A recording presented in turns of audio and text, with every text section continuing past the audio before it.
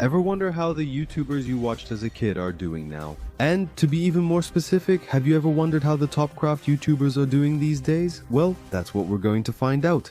Tigrinho, cancellation, disappearance, marriage and being forgotten, so many possibilities and over 20 creators. To understand TopCraft's origins, we must revisit the key milestone, Minecraft Ultimato. This massive mod pack was carefully made for Tyzercraft's YouTube series of the same name. The goal was ambitious and original, to blend adventure, mods and alternate dimensions in a multiplayer series that united dozens of people, almost all active content creators in Brazil, which was unprecedented at this scale. It turns out that, with this huge milestone in the Minecraft community and consequently its end, it's no exaggeration to say that Minecraft Ultimato left a hole in our hearts. As you can imagine, it paved the way for other series including TopCraft. TopCraft used a similar approach, uniting streamers and YouTubers from various generations. With multiple mods and a shared universe, it proved people still loved well-told stories in Minecraft. The series aired from June 26, 2021 to October 10, 2021 with over 1,000 episodes published on several different channels. A survival collaboration unexpectedly turned into a political drama, with roleplay and a story that left a lasting mark on much of the community. The plot and narrative were deep, covering factions such as the Big Odis and the Psy organization. There was also the Golden Rabbit clan, Jazz Ghost's group, which remained behind the scenes, just causing chaos with that symbiotic plant, Dark Leeching. Look, a mirror? Oh, the guys all talk! Scheming, sabotage, investigative journalism, and drama marked TopCraft's undeniable legacy, perhaps surpassing Ultimatos. The series revolutionized Brazilian and international Minecraft by mixing political roleplay with survival. Engagement was sky high and influenced many other web series. And just so you know, some people are still waiting for TopCraft's second season. But anyway, the question we're here to answer in this video is, where are the main creators of TopCraft nowadays? Well, Pool Player. Well, starting with one of the main characters, it's worth mentioning that Pool Player is still more active than a cockroach on cleaning day. He continues to create Minecraft miniseries and multiverse content on both his main and secondary channels. Actually, he's one of the members of the Brotherhood who found the most success after the rise of TopCraft and even after the group ended. But of course, that comes at the cost of a lot of stress and exhaustion. Basically, everything that happened was up to us. We were the ones who solved things. We were the ones who organized. We were the ones who dealt with everyone. If there was any trouble between the participants behind the scenes, it was the LG support team who handled it. LGGG. Also called Lihota, a hero remains highly visible on YouTube. His channel now regularly live streams Minecraft content. And every now and then, he drops by old maps like the one from TopCraft to reminisce and interact with the crowd.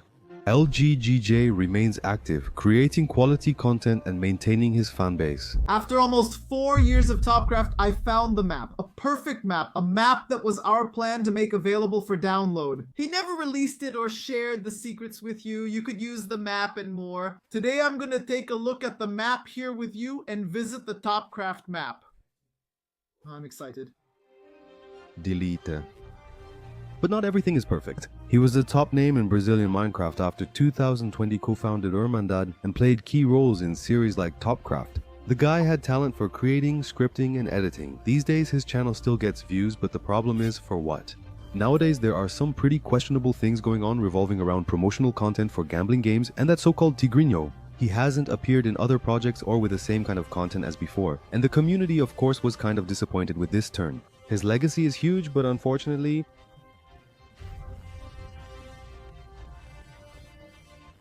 he faced several personal problems.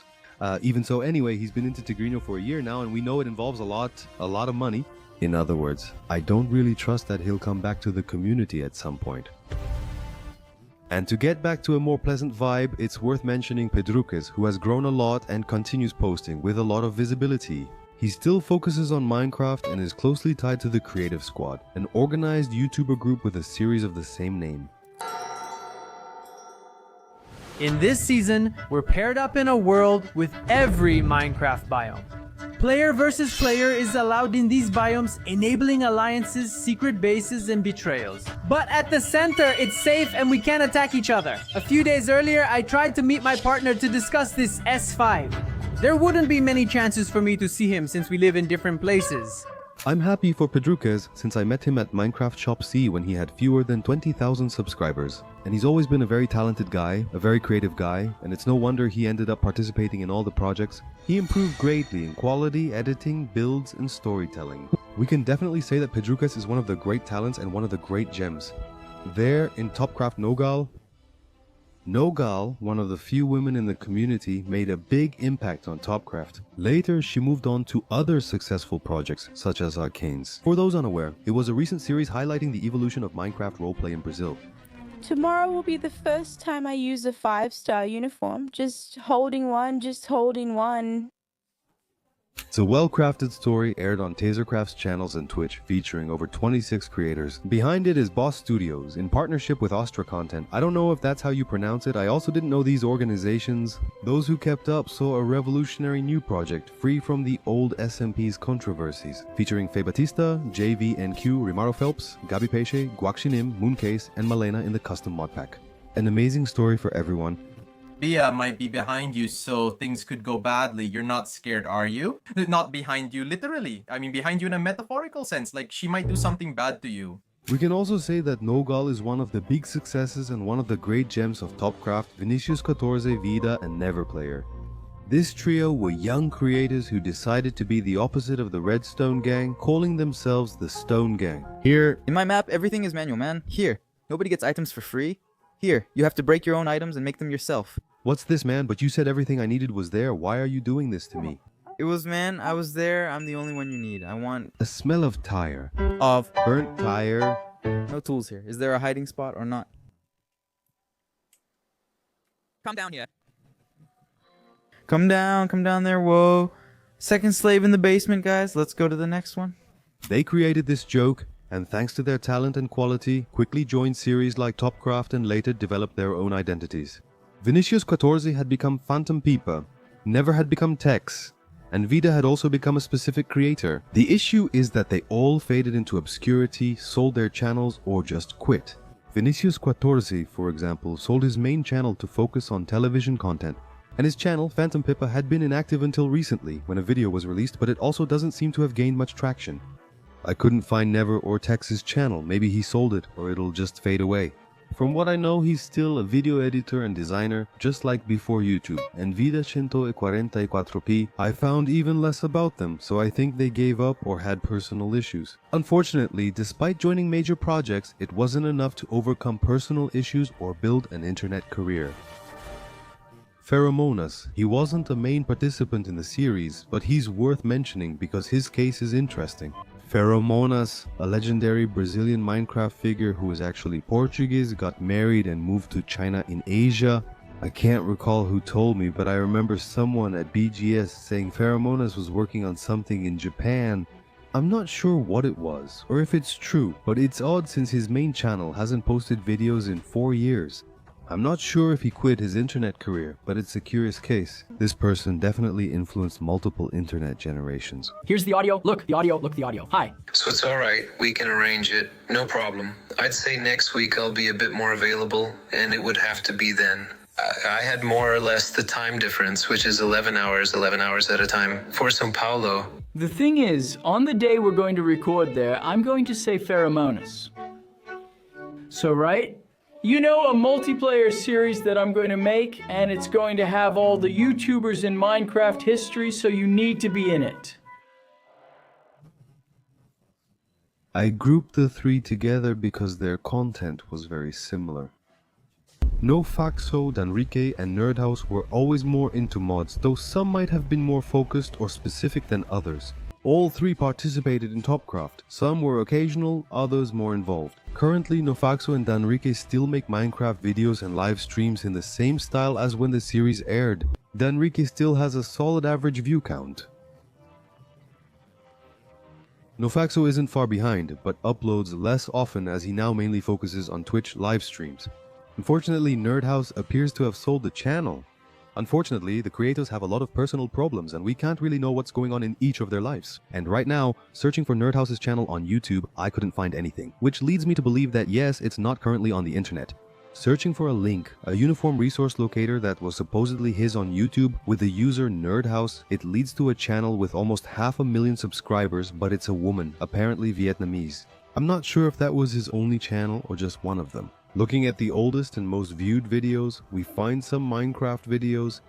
I'm pretty sure this wasn't the channel where he posted TopCraft. Unfortunately, he's disappeared from the internet.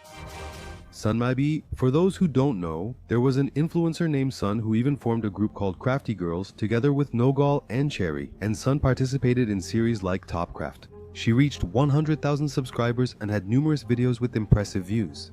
It turns out that after the end of the series, I don't know if she struggled with some of her content. I don't know if she had problems in her personal life. But her frequency seems to have decreased until we got to the fame generated by the video, the end of the channel, Goodbye. And this video kind of justifies her absence. It also announces a new channel, Sunmib, which appears to focus on random gameplay videos. She posted videos for a while, but her latest content is from 3 months ago. She's taking another break or maybe ending things, and honestly it's sad to see from the outside. Like most of the TopCraft creators, no matter how talented they were, no matter how much they were part of a grand and successful project, unfortunately they are now absent, gone, or have sold out. Anyway, it seems like not everyone managed or chose to stay on the internet, but of course this video isn't meant to discourage anyone. If you want to be a content creator, give up. It's too late for you now. Forever Player, well, forgive me, TopCraft fans, if I'm mistaken, but personally, I don't remember Forever showing up there. In that more roleplay part of the series, that part that for me was the most hyped part of the series itself. I think he focused more on the first episodes when there was still more of a survival purpose, more of a joint mod pack purpose, a multiplayer mod pack. And well, he, just like several other participants, started in the series but didn't make it to the end. Currently, as you know, Forever is back and is doing live streams on Twitch and has been posting videos quite frequently here on YouTube for at least 2 months. He does Skyblock, some roleplay, and other content. Longtime followers know he often takes breaks, posts frequently, and disappears often. For now, he seems consistent with this momentum. This detail reminded me of other series like StonksCraft and DripCraft, which also had a similar multiplayer survival premise, with mods and several YouTubers. But for some reason it ended, you know? StonksCraft became popular and got many views, but I don't know anything about DripCraft, which was meant to be similar. What do you think makes some series last longer, for example? To be honest with you, Resident Evil now wants to come back and do a multiplayer series, but what could he do to make sure this series doesn't end as prematurely as some others we've had? Anyway, it's clear that to do such a big project, you really do need a lot of planning. Since we mentioned it, we might also see many of these YouTubers together again in the big Rezen series. For example, the Craft Girls might finally be on the same server together after a few years. And to finish on a high note, let's talk about the greatest builder of all time. JazzGhost, one of the nicest guys I've met, has brought a unique vibe to his channel since 2012. It was about building, not just surviving or adventuring. Years later, he proved his acting skills as the Golden Rabbit, winning millions of fans. And man, since then, Jazz has become more established in gaming, recording videos of various games, some obscure, others requested by fans. In fact, in this new phase of his, I think he grew and still grows just as much as he did with Minecraft, showing that his charisma and ability to reinvent himself have always been a strong point. He even shared one of his life's most important moments, his wedding with Camilla, on Instagram. One of TopCraft's many success stories is worth mentioning. And my role as an agent of destruction has always been to bring balance between the two sides. My final plan is to finally balance the scale. And who would have thought?